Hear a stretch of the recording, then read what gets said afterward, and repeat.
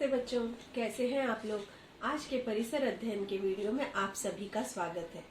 बच्चों, आज हम पढ़ने जा रहे हैं पाठ 17 गढ़ों और नौसेना का प्रबंधन।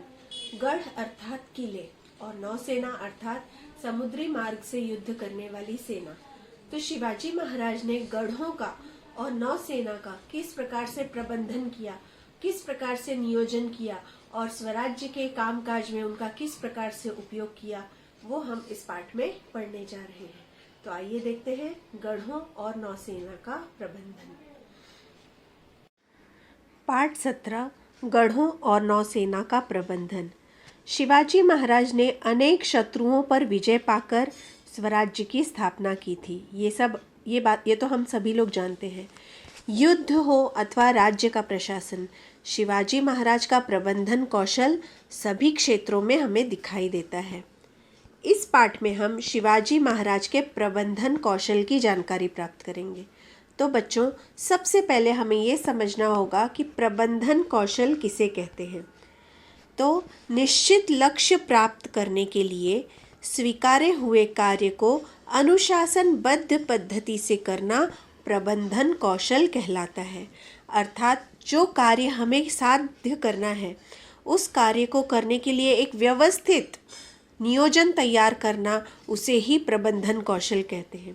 शिवाजी महाराज का प्रबंधन कौशल जिस प्रकार उनके द्वारा आजीवन किए हुए युद्धों में सदैव दिखाई देता है, उसी तरह वह उनके संपूर्ण राज्य प्रशासन में भी दिखता है। बच्चों, आप सभी लोग जानते हैं कि शिवाजी महाराज ने हर चुनौती का सामना किस प्रकार नियोजन करके, किस प्रकार युक्ति से किया था। अर्थात वो हर छोटी से छोटी बात का प्रबंधन किया करते थे। तो जिस प्रकार से वो युद्ध में ध्यान दिया करते थे, उसी तरह राज्य के प्रशासन में भी उन्होंने उत्कृष्ट प्रबंधन कौशल दिखाया है।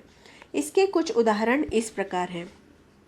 शिवाजी महाराज ने गढ़ों और किलों की सहायता से स्वराज्य की रक्षा की। शिवाजी महाराज जानते थे कि स्वराज्य के लिए उनके पास गढ़ अथवा किले होना बहुत ज़रूरी है। इसीलिए उन्होंने गढ़ों और किलों पर बहुत अधिक ध्यान दिया। शिवकालीन अर्थात शिवाजी महाराज के समय के ग्रंथ आज्ञा पत्र में दुर्गों अर्थात गढ़ों का महत्व, संपूर्ण राज्य का सार अर्थात दुर्ग, इन सटीक शब्दों में बताया गया है।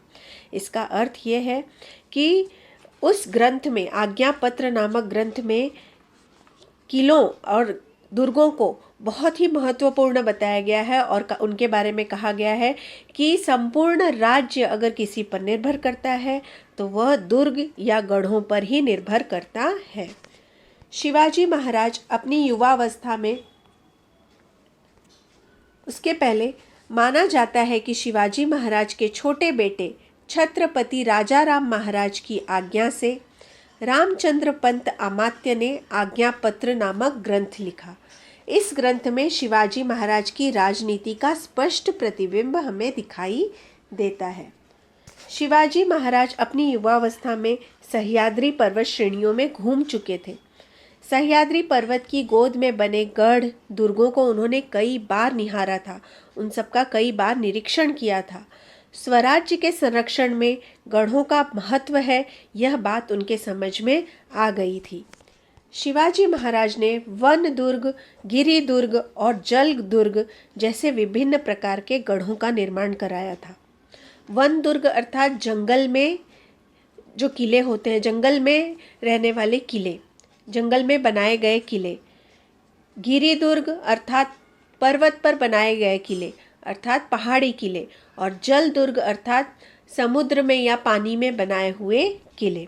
इन सभी का निर्माण शिवाजी महाराज ने करवाया था। जल दुर्गों को जंजीरा भी कहते हैं। उन्होंने हीरोजी इंदुलकर और अर्जोजी यादव जैसे विशेषज्ञों द्वारा राजगढ़, प्रतापगढ़, सिंधुदुर्ग आदि नए गढ़ों का निर्माण करवाया। बच्चों, विशेषज्ञ अर्थात हीरोजी इंदुलकर और अर्जोजी यादव गढ़ बनाने में बड़े ही निपुण थे, इसीलिए उन्हें विशेषज्ञ कहा गया है। तो उन्होंने राजगढ़, प्रतापगढ़, सिंधुदुर्ग आदि नए गढ़ों का निर्माण करवाया। इसी तरह रायगढ़ का नए सिरे से निर्माण करवाया। यही नहीं, विजयदुर्ग, तोरना, रांगड़ा आदि कुछ पुराने गढ़ों की मरम्मत भी करवाई। शिवाजी महाराज के पास लगभग 300 गढ़ या किले थे। अब हम देखेंगे गढ़ों के प्रबंधन के बारे में। शिवाजी महाराज ने गढ़ों की सुनिश्चित संरक्षण व्यवस्था की थी। बच्चों, आपके सामने जो चित्र आप देख रहे हैं वो आपकी पाठ्य पुस्तक का है, जिसमें कि गढ़ का निर्माण कार्य दिखाया गया है। प्रत्येक गढ़ पर शिवाजी महाराज किलेदार, सबनीस और कारखानीस जैसे अधिकारियों की नियुक्ति करते थे, जिसमें कि किलेदार महत्वपूर्ण होता था, प्रमुख होता था, और किलेदार का कार्य था सबनीस और कारखानीस के कार्यों की देखरेख करना, उनके कार्यों का निरीक्षण करना। इन अधिकारियों के कार्य आपके सामने हैं। सबसे पहले हम देखेंगे किलेदार का कार्य। तो किलेदार का कार्य था किलों या गढ़ों की रक्षा करना एवं प्रशासन देखना। सबनीस कारखानीस को आदेश देना, सरकारी पत्रों, हुक्मों और आदेशों का पालन करना। ये सभी कार्य थे किलेदार के, जिन्हें कि हवलदार भी कहा जाता था। अब सबनीस के क्या कार्य थे? सबनीस का कार्य था गढ़ के आय व्यय का हिसाब रखना, अर्थात गढ़ पर होने वाले खर्च का हिसाब रखना, खर्च की और आमदनी का हिसाब रखना।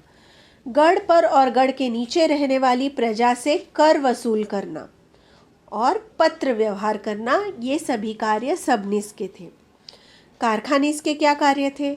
गढ़ पर रहने वाले लोगों को अनाज और अन्य वस्तुओं की आपूर्ति करना, युद्ध के समय तोपों और बंदूकों में लगने वाली बारूद की व्यवस्था करना, और गढ़ और उस पर बनी इमारतों का रख रखाव और मरम्मत करना।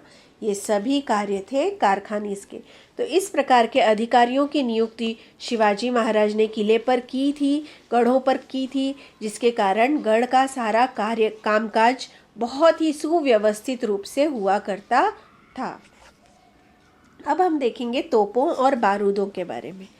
शिवाजी महाराज के समय शत्रुओं से गढ़ों, किलों का संरक्षण करने के लिए छोटी बड़ी तोपों का उपयोग किया जाता था।